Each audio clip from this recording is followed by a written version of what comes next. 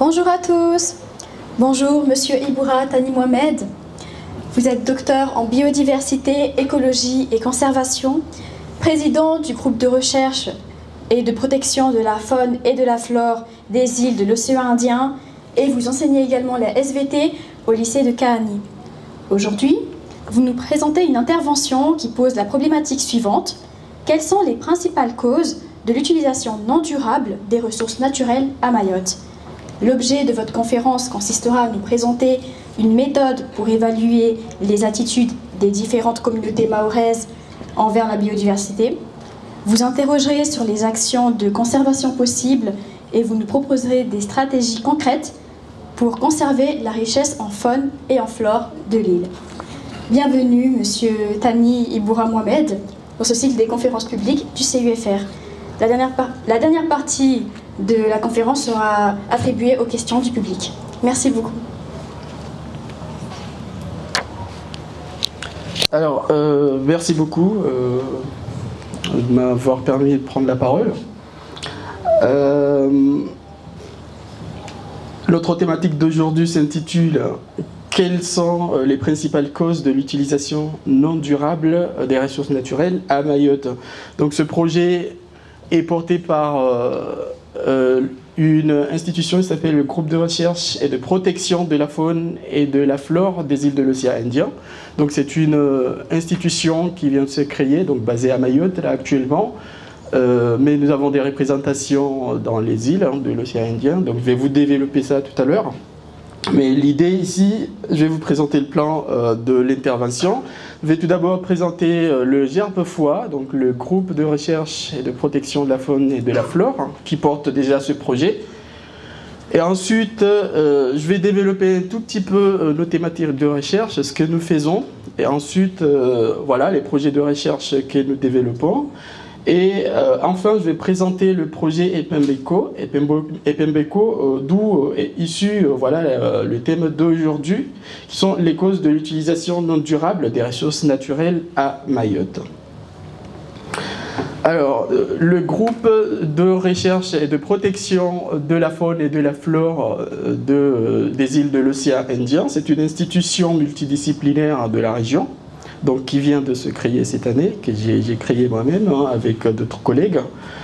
Et donc l'objectif en fait c'est de renforcer les connaissances sur la biodiversité et la conservation dans la région de l'océan Indien en général. Donc comme je l'ai indiqué tout à l'heure, en fait nous avons des représentations à Madagascar. Donc nous avons une représentation à Madagascar, nous avons une représentation aux Comores.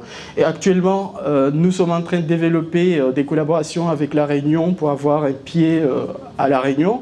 L'idée en fait c'est voilà, de pouvoir travailler sur la biodiversité de la région et faciliter les échanges. Donc renforcer les connaissances sur la biodiversité, notamment sur la faune et la flore. Je suis en train de présenter le groupe de recherche, le groupe GRPFOA.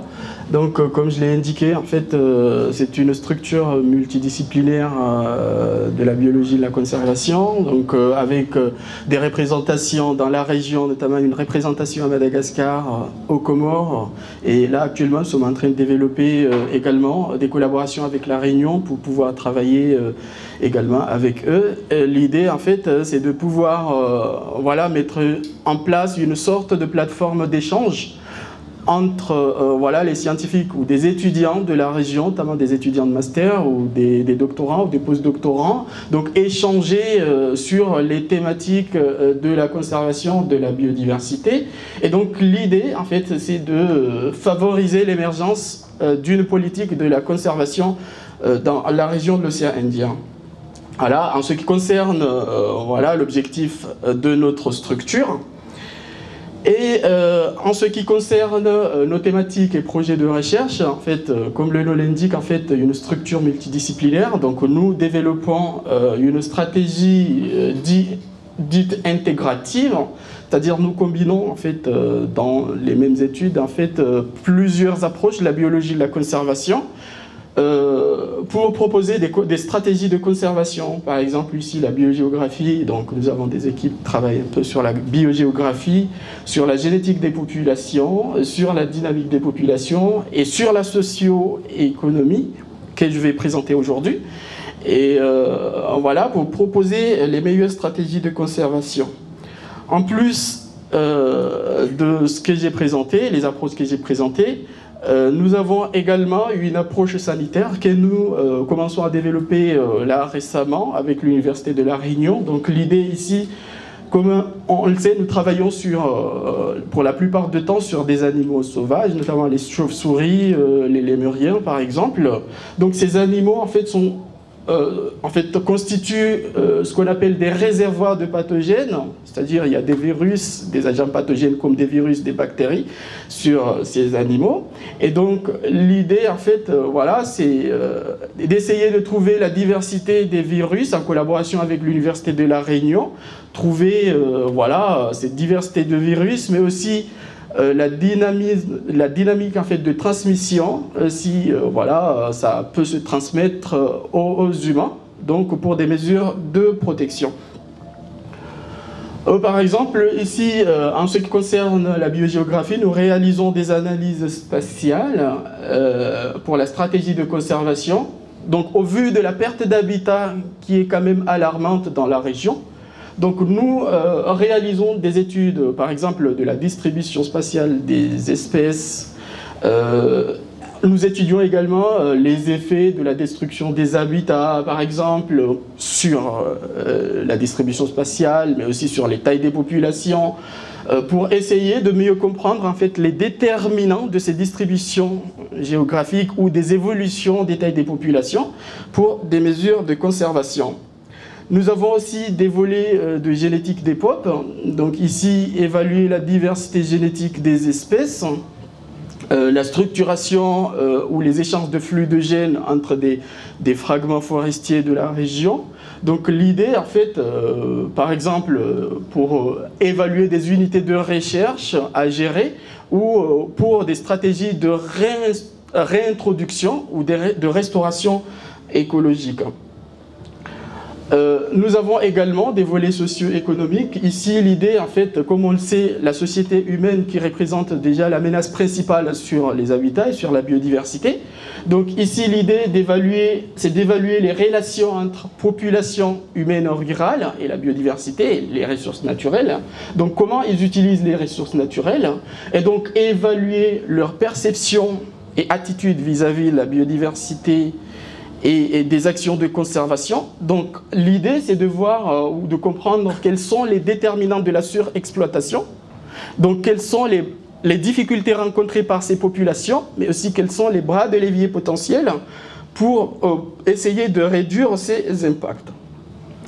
Ensuite, nous avons des volets dynamiques des populations. Donc ici, en dynamique des populations, il s'agit de suivre les animaux qu'on peut considérer comme cibles de conservation, les plus menacés, les plus en danger, voilà, nous avons pas mal dans la région.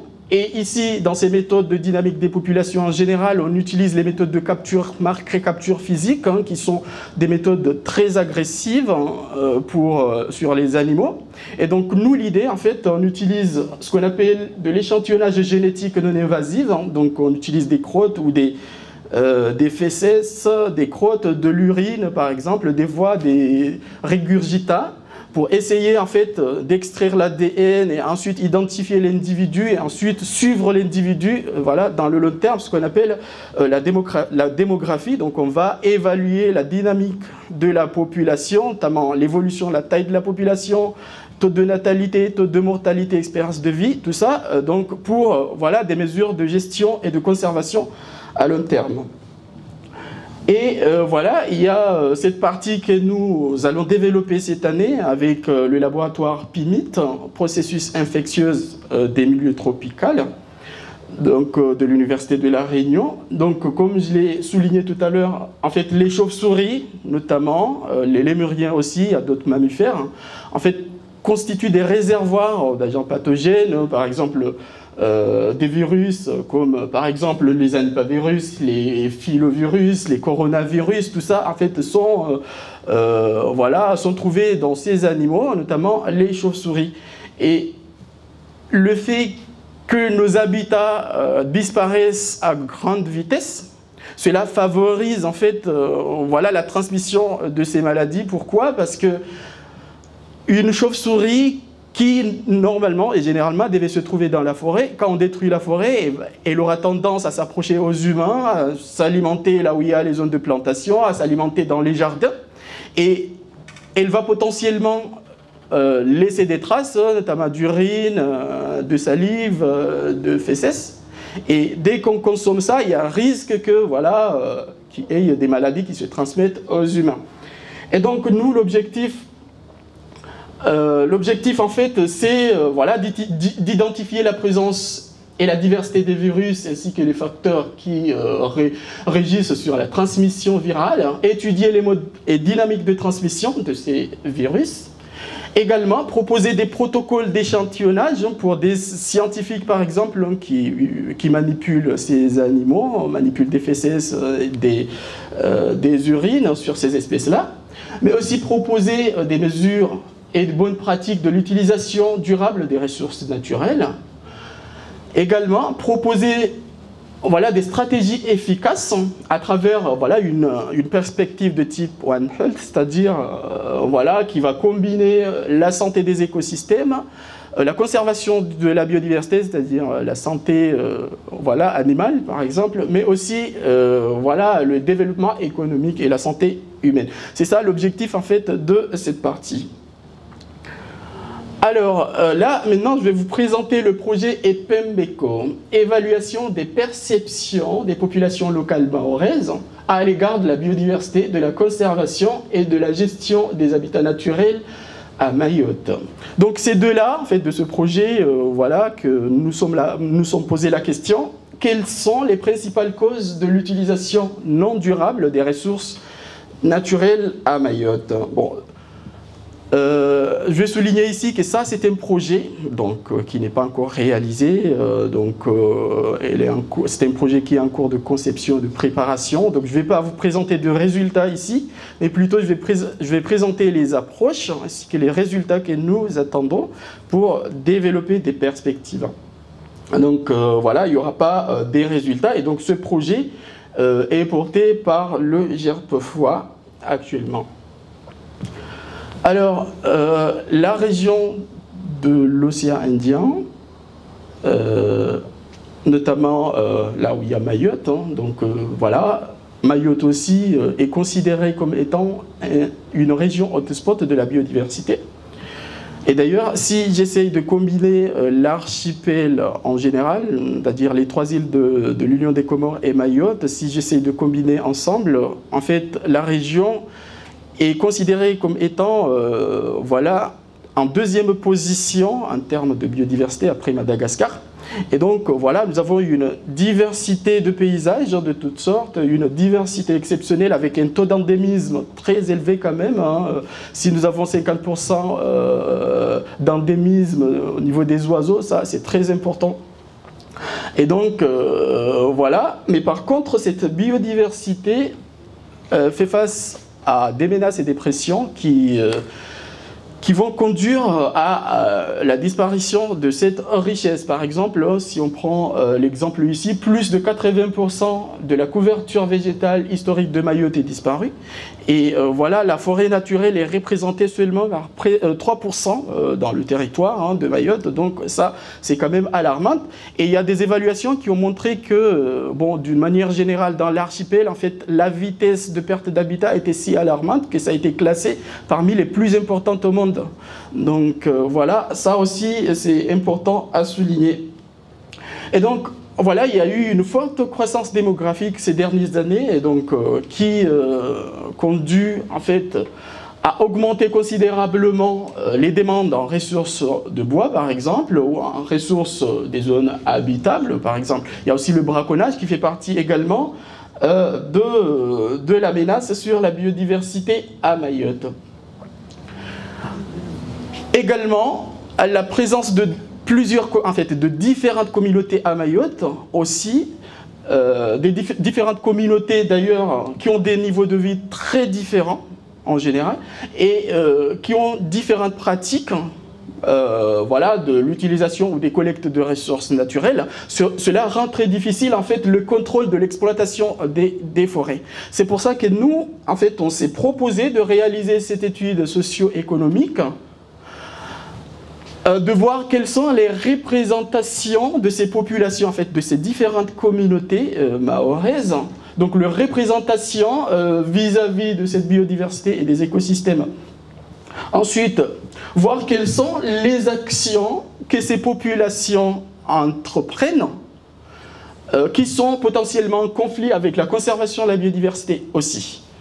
Également, déterminer quelles pourraient être ou quelles sont les difficultés rencontrées par ces populations et donc quels sont les bras de levier potentiels pour essayer, pour améliorer la conservation, mais aussi identifier voilà, les risques ou les problèmes qui peuvent se présenter lors, par exemple, de la présentation des projets de restauration écologique. Quelles sont les difficultés qui risquent de se présenter? En fait, nous avons décidé de commencer.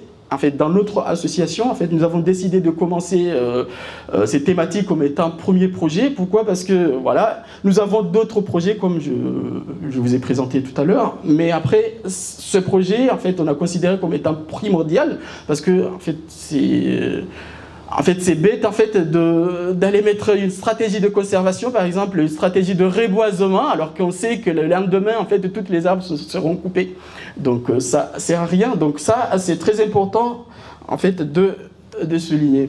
Et donc ici, dans cette étude, nous allons appliquer un outil qui s'appelle Q-méthodologie. Q-méthodologie ou la méthode de Q. C'est une méthode en fait qui permet d'évaluer en fait de quelle manière l'objectif en fait du projet d'ailleurs, de voir de quelle manière les communautés rurales perçoivent les avantages voilà, des ressources naturelles, quels sont les niveaux de prise de conscience de l'impact de leurs pratiques sur la biodiversité et les habitats naturels, quelles sont leurs connaissances, leur perception et attitude envers la biodiversité et les actions des conservations, donc dans un but de préservation des habitats naturels. Donc maintenant, je vais vous présenter l'outil Q-méthodologie. En fait, c'est un outil en fait, qui permet de comparer différents points de vue de la population sur un thème donné. Donc, c'est pas développé spécialement pour la biologie de la conservation ou la conservation de la biodiversité, mais ça a été utilisé avant en psychologie et ensuite utilisé en médecine. Et là, actuellement, c'est largement utilisé en biologie de la conservation. Donc ici, l'idée, c'est d'identifier les grands points communs partagés voilà, par des populations, mais aussi voir les points de divergence entre voilà, les communautés. Donc, l'avantage de cette méthode par rapport à des méthodes classiques d'enquête, par exemple les enquêtes semi-dirigées ou semi-directives, l'avantage ici, c'est que bon, les enquêtes classiques, on utilise des données qualitatives pour le traitement de données, mais ici, on va combiner en même temps les données qualitatives avec des analyses statistiques très robustes, comme par exemple les analyses multivariées, des ACP, des ACM, des Varimax, qui permettront par la suite de présenter clairement les différentes opinions en fonction des différents niveaux sociaux de la population. Donc pour utiliser cette méthode de Q, voilà, nous allons adopter 5 étapes différentes. Premièrement, une étape qui s'appelle la conception du concours d'items. Je vais développer ça tout à l'heure. Le choix d'un Q7, ce qu'on appelle un Q-sort. Et ensuite, le choix d'un P7, réalisation du Q-sort. Et ensuite, le traitement de données. Donc, pour la conception du concours, ici l'idée en fait c'est voilà, de réunir, faire un bilan complet de toutes les opinions de la population, voilà, sur les thèmes, comme nous sommes dans la biologie de la conservation, donc conservation de la biodiversité, donc comment ils utilisent, en fait, les populations utilisent les ressources naturelles, la destruction des habitats et la perte de la biodiversité, les connaissances sur la biodiversité, perception et attitude. Donc l'idée, en fait, c'est de réunir toute information qui concerne ces thématiques. Donc pour réunir ces informations, nous allons utiliser des questionnaires, par exemple, ou utiliser de la bibliographie sur voilà, les thèmes qui ont été déjà traités sur Mayotte ou ailleurs. Donc l'idée, c'est d'avoir voilà, toutes les informations sur ces grands thèmes que nous avons choisis. Et donc au final, on va se retrouver avec 100 à 1000 informations voilà, que nous allons collecter et que nous allons enregistrer. Voilà. Et ensuite, la deuxième étape consistera à choisir ce qu'on appelle un Q7 sur toutes les informations, entre les 100 et 1000 informations que nous avons obtenues. Je vais vous donner l'exemple d'informations que nous allons obtenir, par exemple, les Mahorais et Mahoraises ne consomment pas de chauve-souris, par exemple, c'est une information. Ou bien, ce sont les gens les plus riches, en fait, qui consomment de la tortue, par exemple. Ou bien, ah non, ce sont les plus pauvres qui braconnent les tortues, par exemple. Ça, c'est un type d'information qu'on peut avoir sur nos questionnaires ou sur les rapports qu'on aura consultés. Ou bien, on peut avoir une information, par exemple, ce sont les étrangers qui détruisent les habitats naturels. Par exemple, ça, c'est une sorte d'information qu'on peut avoir. Et donc, on peut avoir une centaine jusqu'à 1000 informations de la sorte. Et là, pour analyser ces informations, ça sera très compliqué. Ça sera très compliqué. Et c'est là où nous allons faire un choix, ce qu'on appelle un Q7. Un Q7, en fait, c'est un nombre limité voilà, d'informations qui va être représentative de notre concours d'items. Donc, on va utiliser la méthode de filtrage pour filtrer et avoir voilà, un nombre limité qui va entre 30 et 40 informations, ce qu'on appelle des réponses. Et voilà, ces items doivent être, par exemple, ça c'est un ensemble d'items dans une étude que j'ai déjà réalisée. Donc on avait 30 questions ou 30 informations. Donc ces items doivent être représentatifs du gamme d'informations que nous avons eues au cours de la première étape. Et ce que nous allons faire, c'est que voilà, on va choisir toutes les informations, par exemple, qui se chevauchent. Les informations qui se chevauchent ou qui tendent vers la même idée, et ben on va les combiner ensemble. L'idée, en fait, de finir avec un nombre limité qui est gérable et analysable voilà, statistiquement. Voilà. Ça, c'est ce qu'on appelle le choix du Q7 ou le choix du Q-sort. Et ensuite, troisième étape, c'est le choix du P7. Le P7, en fait, c'est les personnes qui vont être voilà, auditionné par la suite. Donc c'est ce qu'on va, en fait, le public, ce qu'on va enquêter. Et donc ça s'appelle le P7. À la différence d'une analyse classique d'entretien ou d'interview, en fait, ici, le P7 doit être choisi voilà, à l'avance. Pas comme la méthode d'entretien classique où voilà, la population doit être choisie au hasard, de manière aléatoire. Mais ici, la population doit être choisie en fonction de leur niveau d'éducation, par exemple, c'est-à-dire en fonction des différents groupes sociaux. Voilà, on sait que voilà, on va enquêter une telle personne voilà, qui a un tel niveau d'éducation. Voilà. Donc, en fonction, par exemple, de leur niveau d'éducation, en fonction de leur niveau socio-économique, en fonction, par exemple, de leur localisation géographique, en fonction de leur statut voilà, dans la société, étranger ou pas, par exemple, ou en fonction de la connaissance sur la biodiversité. Je m'y connais en biodiversité, je m'y connais en environnement, donc je ne connais rien en environnement. Donc cette population, en fait, doit être préalablement choisie, pas au hasard, mais en fonction voilà, de ces critères-là. Et à la différence également d'une analyse classique d'interview, La différence, c'est que ici, le nombre, en fait, en analyse classique, en fait, on peut aller jusqu'à 1000, 10 000 personnes enquêtées, alors que ici, le nombre est très limité. En fait, ça varie entre 15 et 60. Donc voilà, il n'y a pas beaucoup de travail parce qu'on sait déjà la personne enquêtée. En fait, l'idée, ce n'est pas, en fait, l'idée du QSORT, en fait, c'est pas d'avoir toute la population ou un échantillon qui est représentatif de la population, ne c'est pas ça, mais plutôt l'idée, c'est d'avoir, voilà, les différentes opinions en fonction des différents niveaux. Donc, ce sont les différents niveaux, en fait, que, voilà, qui doivent être représentatifs, mais pas la population en termes de nombre.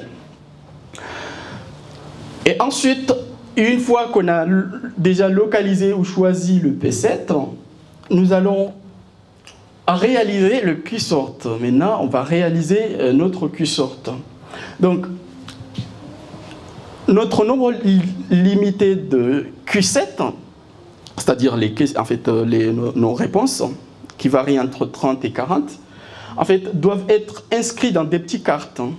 Dans des petites cartes, voilà, on écrit l'information. Donc, on aura le nombre de cartes sera égal au nombre d'items qu'on avait, en fait, voilà, de Q7. Donc, on aura, si on avait 30 questions ou 30 items, donc on aura 30 cartes. Et voilà, ces cartes seront numérotées au dos de 1 à 30 en fonction du nombre d'items qu'on a. Donc nous avons un exemple de, voilà, en fait, qu'est-ce que nous allons en faire pour l'analyse, pour la réalisation du QSORT.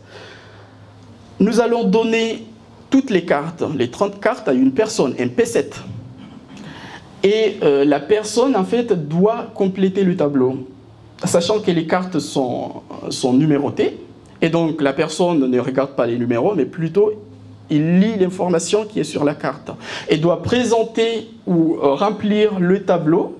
Donc, la personne doit présenter une carte dans le tableau en fonction de si elle est d'accord ou pas avec les informations mentionnées sur la carte.